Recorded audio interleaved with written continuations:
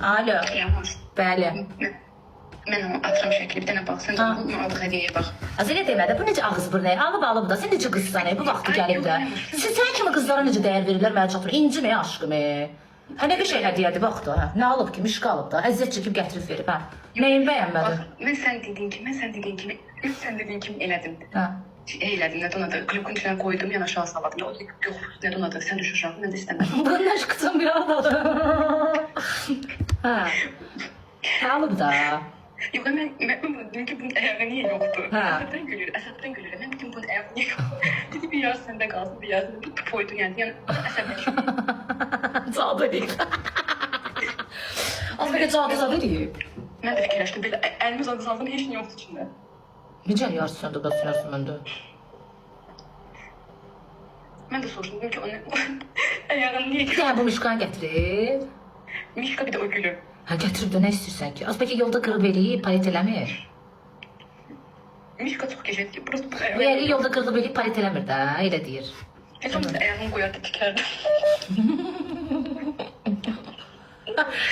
Ay, qız asas o da gətirib də. Əslində gül çox gecədir, həqiqət bir şey yəni. Burası Mişka çox xətrimə dəydi. Xəçər nə deyil, güclüyü.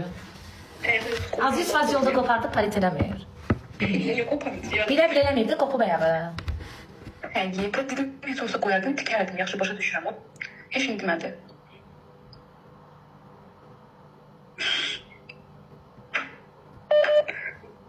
Səncə yaxşıdır, Yağmur.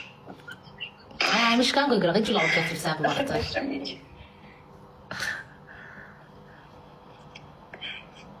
Yaxşı işin aylamır. Zatım.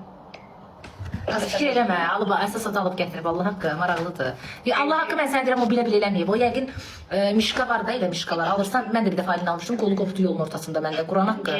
Allah'ın da, yəqin ayağı qopub, o paret eləmir, utanıb deməyə, yəqin deyib səndə qalsın, yarısı da məndə. Yazıq hazırlıqlı gəlib, tələsdirmirsən də, yəqin başını soxub ara. Ağız buru nəymədi, ay qız da? Ağız buru nəydi? Yox, prosto bunun ayağı niyə yoxdur? Bu vaxtı gəlib də sevincək olub. Nə bürcüdür? Şir. Gül də qəşəngdir, ölürəm. Hə, heç nə, qəşəngdir.